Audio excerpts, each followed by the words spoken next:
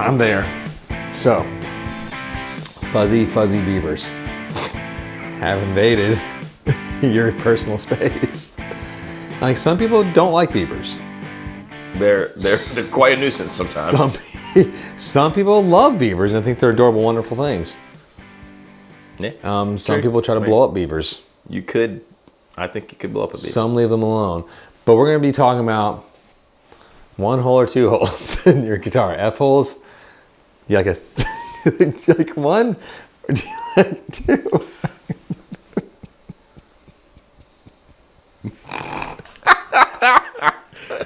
It's been a long morning already. Well, the beavers come from, this is reality, so we got to talk about this. We got to get clear the air. Jonathan has a beaver problem right now. That's true. It's true. And I just heard Jonathan and Derek, before we started rolling, they were talking about how they're going to blow up beaver dams with, was it Tannerite. What? Tannerite.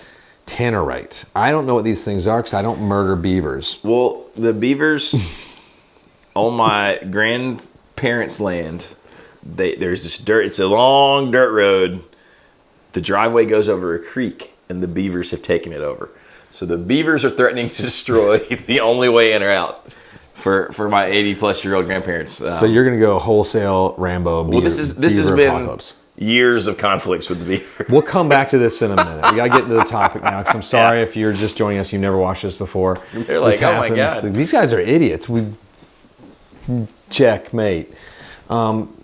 So we were talking earlier about F-holes in our guitars. I know Fender just released another custom shop apprentice master builder. Just had a cool, like weird thin line telly, came out with a really unique F-hole, and I was like, that's awesome. It is cool. I really like that one they did. It's different than the standard F. Did you see that one? I think I did. It's like it's sort of like a pale blue with a little bit of checking. Yeah, that's cool. But I love a thin line telly. I do too. I love it. I think it's fantastic. It's one of my favorite things to play. I also love a 335. Ugh. It's but they are totally different beasts. It's funny because when I was a much younger person, I thought, a thin line telly will be like a hollow body or a semi hollow Gibson guitar, and they are so different. Which is like first where the history and like the lore of where all these things come from are 2 different places entirely. Obviously, the hollow body guitars, the 2 F-holes, it comes from the tradition of a hollow body guitar with adding electronic pickup into it, where sort of all of our electric guitars started before the plank body guitar. Right. Back in the Gretschens and the Gibson sort of styles and the 175s, yada yada. The thin line was a utilitarian creation to offset the heavy poly-coated Telecasters that were coming out and really heavy pieces of wood they had in the 70s. Right. 60s, late 60s, sorry. We have a whole video on like why you need a thin line. Check it out if you don't know much and you want to learn a little bit more about it. That's what this is about. It's a great video. It's me by myself. Fantastic. No beaver killing Johnny in that one. Just me. No beaver murder. Good old Sean Deesfield. That's my name. It's not true. It'd be really funny. That would be funny. All this time. Tricked you guys. No, it's... Now, when I started playing my first thin lines, I noticed there was like, you can't say this airy quality. That doesn't really translate to sound. But I did notice a slight accentuation in the highs and the lows. Yes. I noticed a little bit. And the one that really rang out to me that I loved, and I'm still upset that I sold, was the Eric Johnson thin lines that they did on the Strats. Those guitars were fantastic. They are fantastic. If you have one, keep it. I'm sort of surprised that you don't play one of those more than have one. That would be one of my, like that thin line Strat we just got in.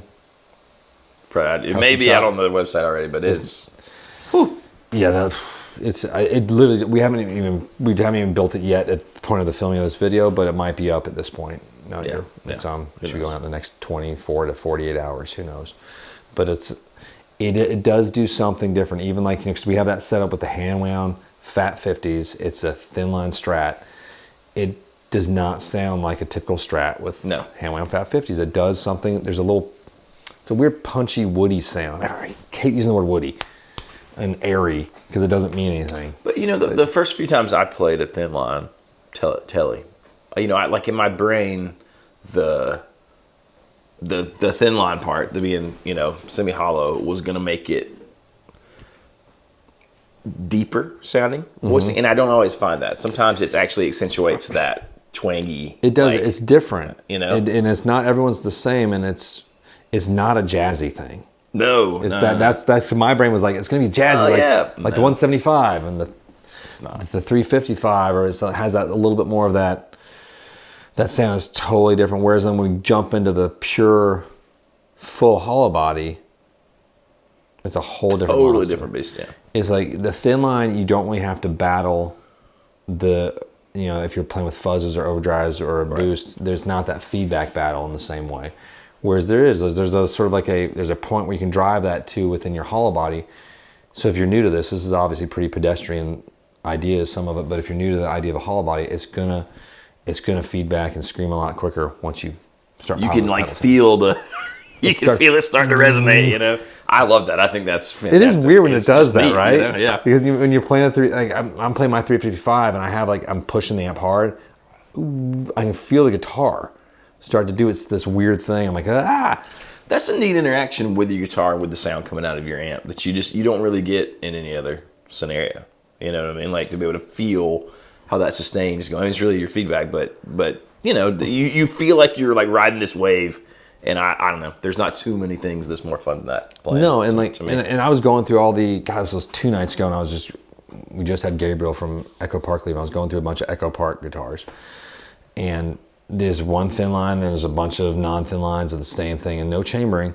But such a different playing experience. Right. I mean, the setup is slightly different too on these guitars, but sonically a completely different playing experience with a similar pickup skew. Yeah, an identical pickup skew in 2 of the guitars. Which one? It's kind of like a J blade and like a wide range Cunify type style, and then totally different sound. That's a cool way to be able to try it out, right? Same exact pickups, same builder, one thin line. It was kind of neat. Yeah. Because if I grab my,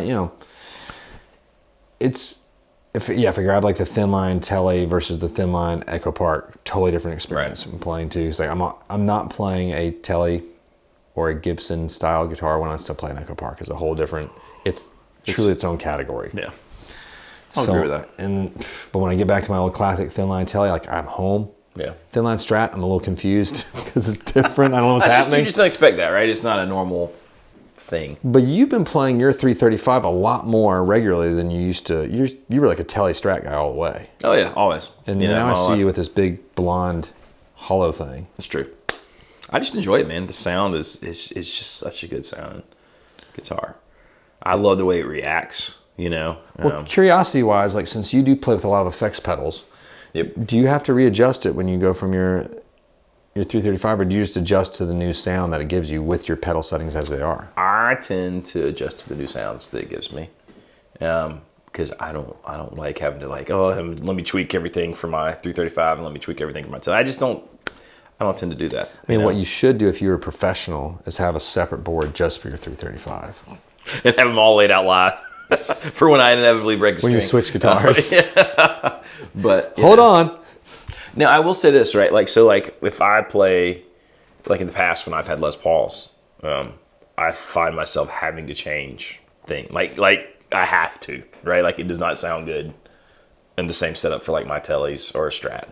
Well, even working on the Les Paul to your 335, that is such a different thing. The pickup's different, obviously, right? But also the interaction with that hollow. But I find that I can pretty much get by with the same settings on Strat, Tele, and 335. And like you said, it gives me a different sound. But I dig it. I like it, and I like that it makes me play a little different. I could do a thin line Strat or Tele as my primary guitar. Period. You totally could. I think. Yeah. That could be something I could live in. For a while, I thought you were going to end up going the thin line, semi-hollow 594. I thought that was going to be the PRS. I thought you were going to end up there for a minute. Close, yeah. Right? I just can't. They're just too pretty. Right. There's something. I'm just worried about scratching it. I understand that I have too. Kids around sometimes, and I don't know, and I don't play super aggressively. I'm pretty dainty when I play, but sometimes I want to pop those chords, and I'm close. I still think that, or the special semi-hollow is one that I'm sort of interested in. Yeah. I'm still fascinated. McCarty Thin Line is something because I love Languedocs. I was gonna say, just bite the bullet and buy yourself a fish guitar. I'm not doing that. Just buy It's just too expensive. If Sir Languedoc, if you want to like work out a deal with me, I'd love it. I'll do a great video series for your guitar. No, I just don't have the bank for that. It's just beyond my reach at this point in this existence. I'm not gonna say this life because it will never get to where I'm like, oh yeah, that seems reasonable now. I can do that. Yeah. I just can't. But if you're listening by some weird reason and bored at home on the toilet watching this on your phone, I like to think of people watching me while they're using the bathroom. Right. It brings me back to the beavers. Back to the beaver. And so like we were talking about taking our ARs out. Yeah. Because we all have rifles, unfortunately. We're weird. We're rednecks. And then you have a shotgun. You're for like, these reasons. this is what you have. You got beavers and wild hogs. You got to do something about. But I mean, what's the explosive called again? Tannerite. And you just shoot it? And it blows up. Totally safe. I mean, everything about this seems unsafe. It seems inhumane. But all at the same point, extremely awesome. Yes. The guy who is actually, there's a guy setting traps down at the creek. Right the now. beavers right now. And he has a YouTube channel. And I wish I could remember what it was called. But his like specialty is, I mean, like, there are like feral hogs everywhere, right? Like it's becoming a problem. It's becoming a problem in North Carolina. It's a huge problem like in Texas and stuff. And lots of places. I almost said something horrible. But yes, no, he's got these crazy traps that they like crawl themselves into. They're like, it looks like a giant volleyball net staked down. Awesome. And there'll be like 20 or 30 in there. What does he do when he captures them? He takes them to a nice like beaver retreat? He like gives them a nap. Oh. These don't get relocated. No. They're an invasive species. Because they eat everything. They destroy I call everything. them an evasive species. They're evading murder from your meanness. You know, it's fine. They are. I'm fascinated by beavers as they are the one other like sort of besides us that just like really manipulate their environment. Apparently, and like I said, for years I've been tearing these dams down, which is really hard once they This is package under disturbing. there. Yeah. So apparently, every time you do it, they want to build it back better. So you're saying pretty much like the beavers are the equivalent of Rocky Balboa. Yes. Like you beat him up and then he takes the punches and he fights better. Somehow he comes back stronger. Yes. Dun, dun, dun, dun. He's even stronger next time. Because I feel like after one punch by Apollo Creed, I'm out. Or I'm crying mommy. Not Rocky. He's going to go to Russia. He's going to train with rocks and carts and snowy mountains. And then he's going to be Isn't it funny that like Philadelphia has a statue to Yes. Rocky, fake boxer? It's not funny. Because it's not one of the greatest American real stories. boxers I have that the come box from set. that place. I mean, I don't know. It's kind of amazing. I mean, well, Sylvester Stallone alone too, like the Rocky series and then the Rambo series, and like Rambo. the last Balboa. Rambo's a little bit hit or miss, but his one before that, where he goes to like Asia in I don't remember. He's always going to Asia, it seems, but one of those. That one was good when he's going to help like the Christian missionaries. Imagine. That was fantastic. Imagine if they had been the same story. If Rambo had come back from war and become a boxer, lost to Apollo Creed, went crazy and blown up the city. It would be like First Blood and Rocky won. I'm okay with this idea. That should be an alternate reality like thing. God bless this. Feel free to use it, Mr. Stallone. Okay. We like you a lot, Mr. Stallone. We do. Captain. It's true. And his brother is building guitars now. Bringing What? it all back full circle. See, it's like we planned this. It's all in the script down below the camera. Honest. Oh, yeah. That script there says The prompter, the teleprompter. one hole or two. That's what our script says on this. Oh Lord. F-holes. You need one. Or two. You do need to get a guitar with F Maybe holes. 3. No, not the weird like one that's on the top or I don't know. How do you feel about fake F-holes? Like you get there's one back there. The Gretches. Yeah, I don't know. Like, it weirds me out in a weird way. I don't know. But then I used to hate them, and now there's part of me that I understand the history of it. Yeah. So I'm like, oh, it's sort of cool. I had one of those. First nice Gretsch I ever had. Bought it in a pawn shop, and I thought it was fake. I was like, you dumb bastards, you got this fake Gretsch with these fake F-holes. Because it makes no sense.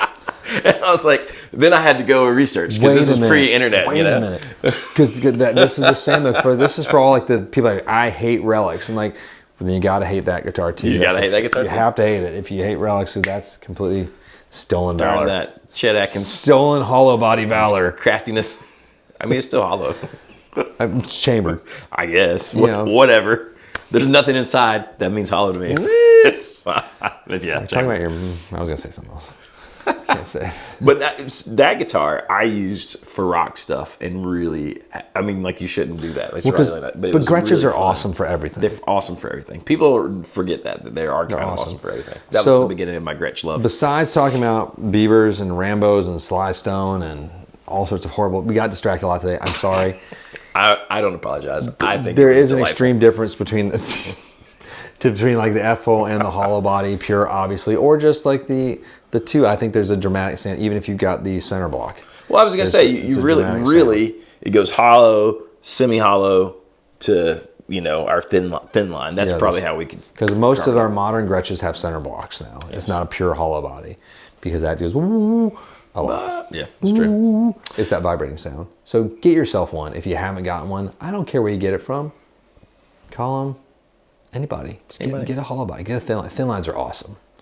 And check out that thin line Strat though. I will say there is a really cool article about this very thing on Guitar Gavel right now. Just throwing that out there. Timeliness. I didn't even think about that until we started talking about it. But I saw it the other day.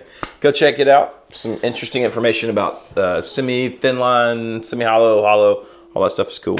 Johnny, take us home. Hey, hit like, hit subscribe, click the bell.